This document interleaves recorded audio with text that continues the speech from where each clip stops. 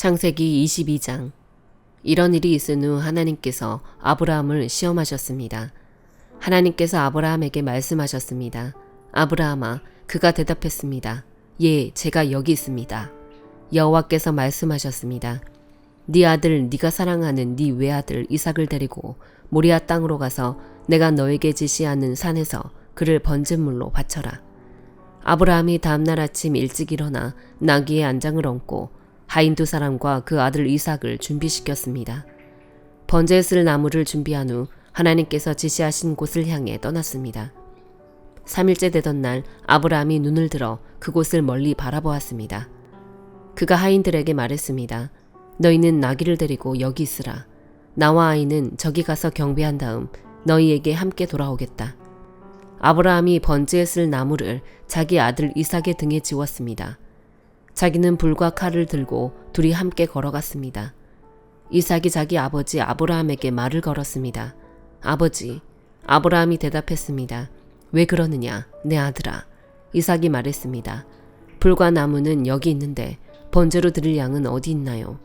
아브라함이 대답했습니다. 내 아들아, 번제로 드릴 양은 하나님께서 친히 준비하실 것이다. 두 사람은 함께 계속 길을 갔습니다.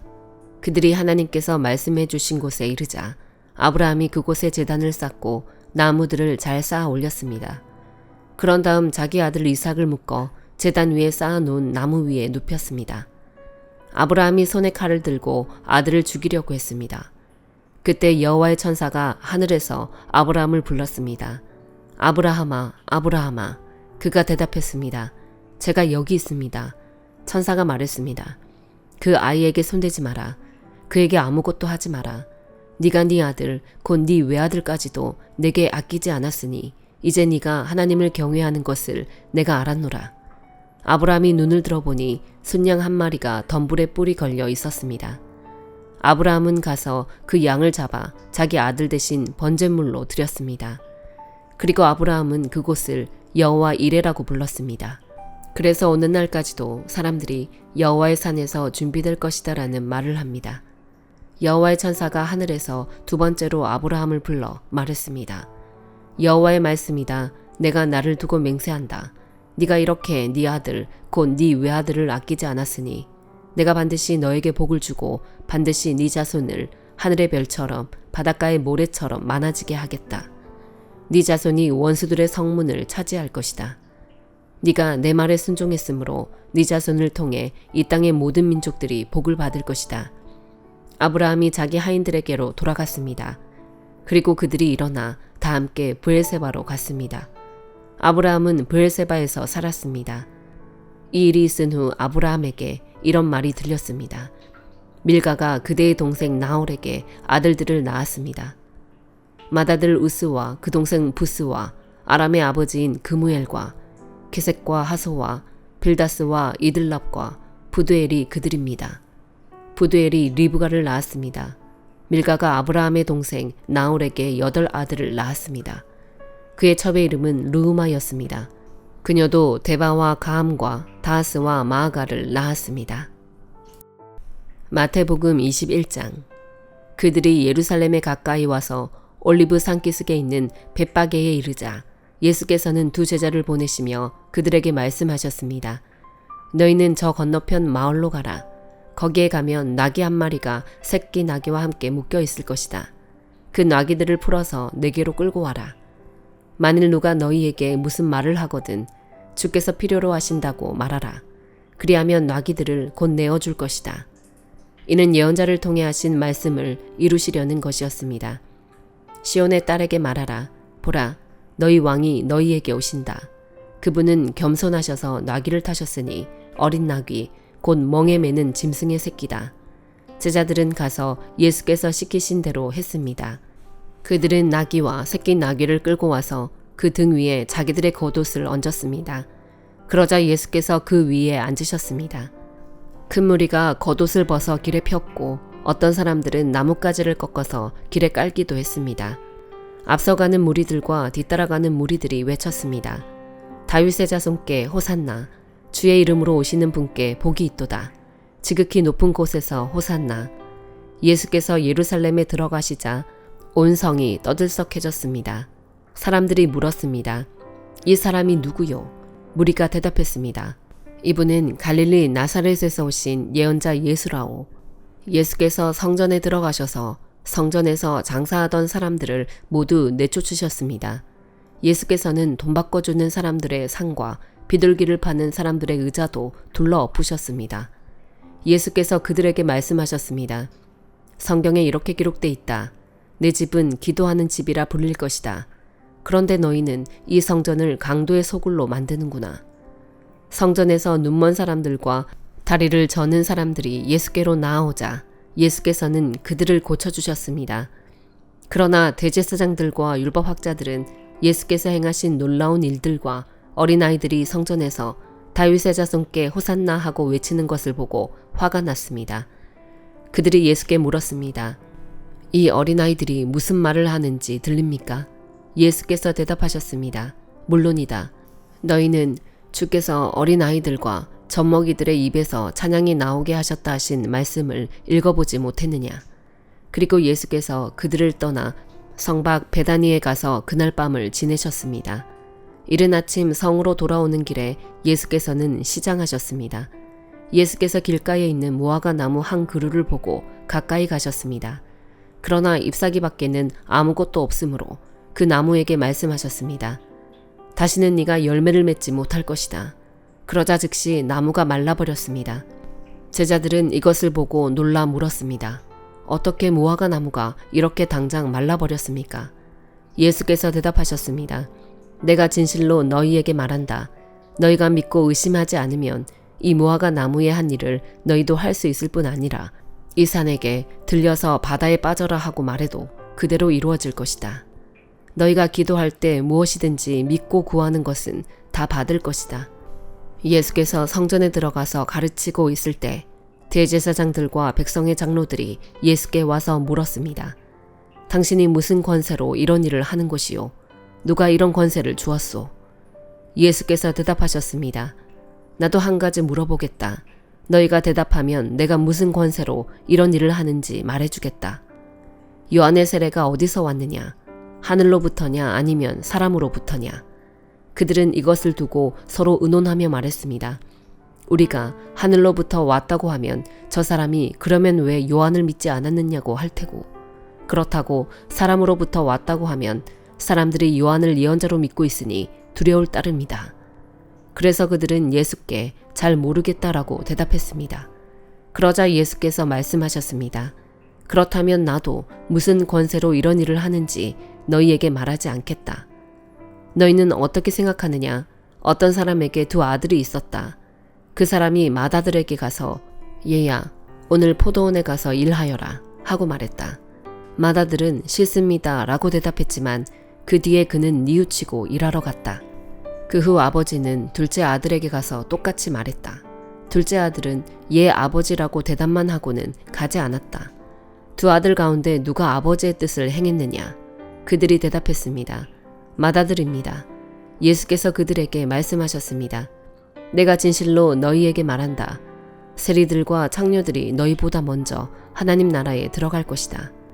요한이 너희에게 의의 길을 보여주려고 왔는데 너희는 그를 믿지 않았지만 세리들과 창녀들은 그를 믿었다. 너희는 이것을 보고도 여전히 회개하지 않고 그를 믿지 않았다. 또 다른 비유를 들어보라. 포도원을 만든 집주인이 있었다. 그는 포도원 둘레에 울타리를 치고 땅을 파서 포도즙 짜는 틀을 만들고 망대를 세웠다. 그리고 어떤 농부들에게 포도원을 세주고 멀리 여행을 떠났다. 수확할 때가 가까워지자 주인은 열매 소출의 얼마를 받기 위해 자기 종들을 농부들에게 보냈다. 그 농부들은 종들을 붙잡아 하나는 때리고 다른 하나는 죽이고 또 다른 하나는 돌로 쳤다. 그 후 주인은 다른 종들을 처음보다 더 많이 보냈다. 그러나 농부들은 그 종들에게도 똑같이 대했다. 마침내 주인은 그들이 내 아들은 존중하겠지라며 자기 아들을 농부들에게 보냈다. 그러나 농부들은 그 아들을 보자 자기들끼리 수군거렸다. 이 사람은 상속자다. 가서 그를 죽이고 그의 유산을 빼앗아 버리자. 그래서 그들은 아들을 붙잡아 포도원 밖으로 끌어내 죽이고 말았다. 그렇다면 포도원 주인이 돌아와서 이 농부들에게 어떻게 하겠느냐? 그들이 예수께 대답했습니다. 주인은 그 악한 사람들을 처참히 죽이고 제때에 소출의 열매를 바칠 수 있는 다른 농부들에게 포도원을 내어줄 것입니다. 예수께서 그들에게 말씀하셨습니다. 너희가 성경에서 이런 말씀을 읽어보지 못했느냐? 건축자들이 버린 돌이 머릿돌이 됐다. 주께서 이렇게 하셨으니 우리 눈에 놀라울 뿐이다. 그러므로 내가 너희에게 말한다. 하나님 나라를 너희에게서 빼앗아 그 나라의 열매 맺는 백성에게 줄 것이다. 누구든지 이 돌 위에 떨어지는 사람은 산산조각이 날 것이며 이 돌이 어느 사람 위에 떨어지든지 맞는 사람은 가루가 될 것이다. 대제사장들과 바리새파 사람들은 예수의 비유를 듣고서 그것이 자기들을 가리켜 하시는 말씀인 줄을 알아차렸습니다. 그들은 예수를 체포하고 싶었지만 백성들이 두려웠습니다. 사람들이 예수를 예언자로 여기고 있었기 때문입니다. 느헤미야 11장. 백성들의 지도자들은 예루살렘에 살게 됐습니다. 나머지 백성들에 대해서는 제비를 뽑아 10분의 1은 거룩한 성 예루살렘에서 살게 했고 그 나머지 10분의 9는 각자 자기의 성읍에서 살게 했습니다. 또 모든 백성들은 예루살렘에 살기로 자원하는 사람들을 축복해 주었습니다. 예루살렘에 살게 된 각 지방의 지도자들은 다음과 같습니다. 다른 이스라엘 사람들, 제사장들, 레위 사람들, 느디님 사람들, 솔로몬의 신하들의 자손들은 각각 자기가 물려받은 유다 여러 성읍에서 살았습니다. 예루살렘에는 유다와 베냐민 출신도 몇몇 살았습니다.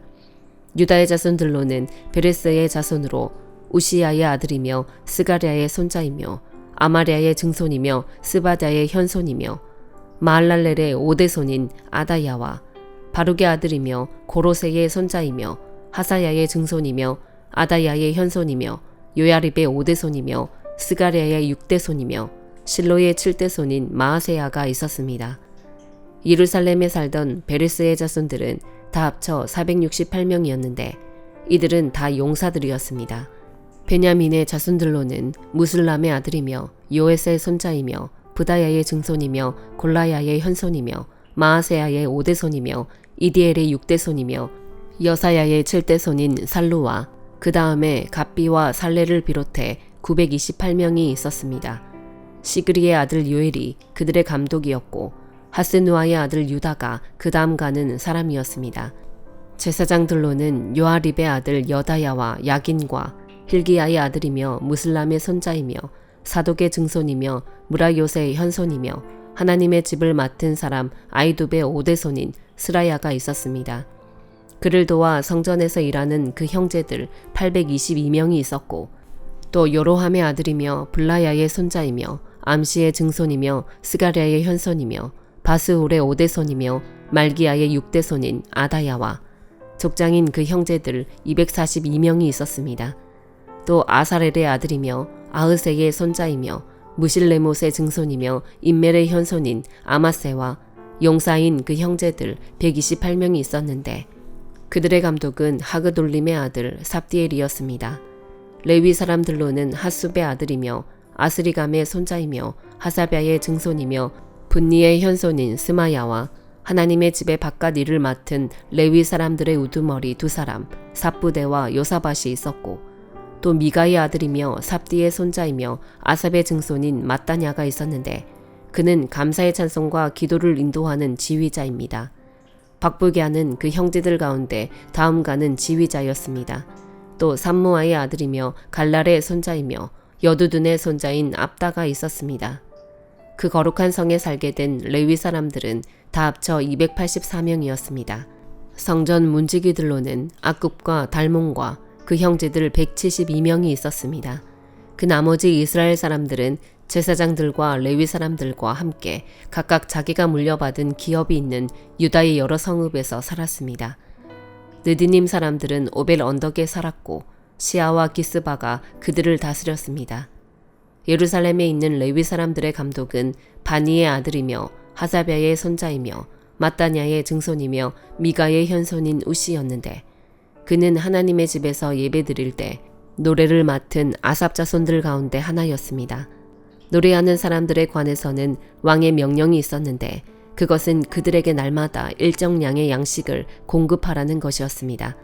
유다의 아들인 세라의 자손들 가운데 하나인 무세사벨의 아들 부다히야는 왕의 대신이 돼 백성들에 관한 모든 일을 담당했습니다.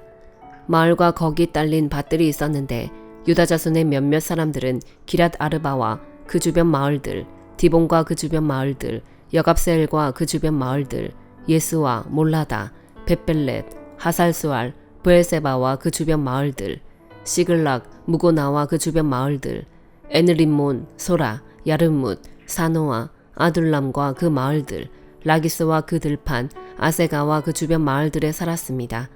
이렇게 그들은 브엘세바에서 흰놈의 골짜기까지 장막을 치고 살았습니다. 그리고 베냐민 자손들은 게바, 믹마스와 아야, 베델과 그 주변 마을들, 아나돗, 높, 아나냐, 하솔, 라마, 기타임, 하딧, 스보임, 느발랏, 로드, 오노와 수공업자들의 골짜기에 걸쳐 살았습니다. 유다에 있던 일부 레위 사람들은 베냐민에 정착했습니다. 사도행전 21장. 우리는 그들과 작별한 뒤 바다로 나가 배를 타고 곧장 고스로 갔습니다. 이튿날 우리는 로도에 이르렀고 그곳에서 또 바다라로 갔습니다. 우리는 페니키아로 건너가는 배를 만나 타고 가다가 키프로스 섬이 보이자 그 섬을 왼쪽에 두고 시리아로 행선해 두로에 배를 댔습니다. 그곳에서 배의 짐을 풀기로 돼 있었기 때문입니다. 우리는 두로에서 제자들을 만나 그들과 함께 7일을 지냈습니다. 그들은 성령의 감동으로 바울에게 예루살렘으로 올라가지 말라고 전했습니다. 그러나 날이 다 지나자 우리는 두로를 떠나 항해길에 올랐습니다. 모든 제자들과 그 아내들과 자녀들이 도시 밖까지 따라 나와 우리를 전송해 주었습니다. 우리는 그곳 바닷가에서 무릎을 꿇고 기도했습니다. 서로 작별 인사를 나눈 뒤 우리는 배에 올랐고 그들은 집으로 돌아갔습니다. 우리는 두로에서부터 여행을 계속하다 돌레마이에 도착해 형제들에게 인사하고 그들과 함께 하루를 지냈습니다. 이튿날 길을 떠난 우리는 가이사랴에 이르러 7사람 가운데 하나인 전도자 빌립의 집에 머물렀습니다. 그에게는 결혼하지 않은 4명의 딸이 있었는데 그들은 모두 예언하는 사람들이었습니다. 그곳에서 여러 날을 지내는 가운데 아가보라는 예언자가 유대로부터 내려왔습니다. 그가 우리에게 와서 바울의 허리띠를 집어 자기 손발에 매더니 이렇게 말했습니다. 예루살렘의 유대 사람들이 이 허리띠 주인을 이렇게 동염해 이방 사람들에게 넘겨줄 것이라고 성령께서 말씀하십니다. 우리는 이 말을 듣고 그곳 사람들과 함께 바울에게 예루살렘에 올라가지 말라고 간곡히 권했습니다. 그러자 바울이 대답했습니다. 왜 여러분은 울면서 내 마음을 아프게 합니까? 나는 주 예수의 이름을 위해 예루살렘에서 붙잡힐 것은 물론 죽을 각오도 돼 있습니다. 바울이 설득당하지 않자 우리는 주의 뜻이 이루어지길 기원합니다 하고는 더 말하지 않았습니다. 이 일 뒤에 우리는 준비해 예루살렘으로 올라갔습니다. 가이사랴의 몇몇 제자들이 동행해 우리를 나손의 집으로 데려다 주어 우리는 그 집에 머무르게 됐습니다. 나손은 키프로스 출신으로 일찍부터 제자가 된 사람이었습니다. 우리가 예루살렘에 도착하자 형제들이 따뜻하게 맞아주었습니다. 이튿날 바울은 우리와 함께 야고보를 만나러 갔습니다. 모든 장로들도 거기 와 있었습니다. 바울은 그들에게 문안하고 하나님께서 그의 사역을 통해 이방 사람들 가운데서 행하신 일들을 자세히 보고했습니다. 그들은 이 말을 듣고 하나님을 찬양했습니다. 그러고는 바울에게 말했습니다. 형제여, 알다시피 수만 명의 유대 사람들이 믿게 됐는데 그들은 모두 율법 지키는 일에 열심을 가진 사람들입니다. 그들은 당신이 이방 사람들 가운데 살고 있는 모든 유대 사람들을 가르쳐 모세를 저버리고 자녀들에게 할례하거나 유대 관습대로 살지 말라고 하는 줄 아는데 그러니 어떻게 하는 게 좋겠습니까? 당신이 왔다는 소문을 분명 듣게 될 테니 우리가 일러주는 대로 하십시오. 우리 가운데 서원한 사람이 4명 있습니다. 이 사람들을 데려가서 그 정결 의식에 당신도 함께 참여하고 그들이 머리 깎는 비용을 대십시오. 그러면 당신에 대한 그런 소문이 사실이 아니며 당신 자신도 율법에 순종하며 살고 있음을 모든 사람이 알게 될 것입니다. 이방의 신자들에 대해서는 우리가 이미 그들에게 우상에 바쳐진 음식과 피와 목매어 죽인 짐승의 고기와 음행을 피하면 된다고 우리가 결정한 것을 편지로 썼습니다. 이튿날 바울은 그 사람들을 데리고 가서 그들과 함께 자기 몸을 정결하게 한 후 성전에 올라가 정결 의식이 끝나는 날짜와 각 사람이 예물 바치는 날짜를 신고했습니다. 7일 동안의 정결 기간이 거의 끝나갈 무렵 아시아 지방에서 온 몇몇 유대 사람들이 성전에서 바울을 보고 모든 사람을 선동에 그를 붙잡고 소리 질렀습니다. 이스라엘 동포 여러분, 우리를 도와주시오. 이 사람은 가는 곳마다 모든 사람에게 우리 민족과 율법과 이곳 성전을 반대하며 가르칩니다. 게다가 성전에 그리스 사람들을 데려와 이 거룩한 곳을 더럽히고 있습니다. 그들은 전에 에베소 사람 드로비모가 바울과 함께 예루살렘에 있었던 것을 보고 바울이 그를 성전 안으로 데려갔을 것이라고 짐작했습니다. 그러자 온 도시가 소란해지더니 사람들이 몰려와 바울을 붙잡아 성전에서 끌어내었고 성전 문은 곧 닫혔습니다. 그들이 바울을 죽이려고 하자 예루살렘 도시 전체에 난동이 일어났다는 소식이 로마 군대의 전부장에게 알려졌습니다. 그는 즉시 몇몇 백부장들과 군인들을 데리고 군중에게로 달려 내려갔습니다. 난동을 일으킨 사람들이 전부장과 군인들을 보자 바울 때리던 것을 멈췄습니다. 전부장이 다가가 바울을 체포하고 2개의 쇠사슬로 묶으라고 명령했습니다. 그러고 나서 그가 누구며 또 무슨 일을 했는지 물었습니다. 군중이 제각각 다른 소리를 질렀습니다. 그래서 전부장은 소란만 일 뿐 진상을 알 수 없는 까닭에 바울을 병영 안으로 끌고 가라고 명령했습니다. 바울이 층계에 이르자 군중이 더욱 난폭하게 굴어 군인들이 그를 둘러매고 가야 했습니다. 따라가는 군중은 계속 그를 없애버려라 하고 소리쳤습니다.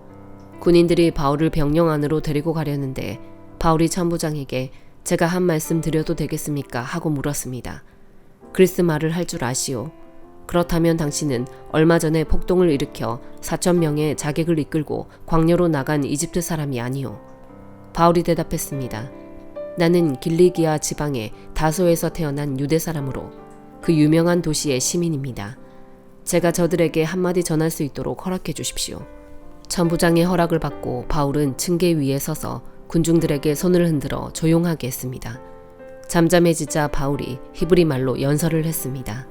아멘.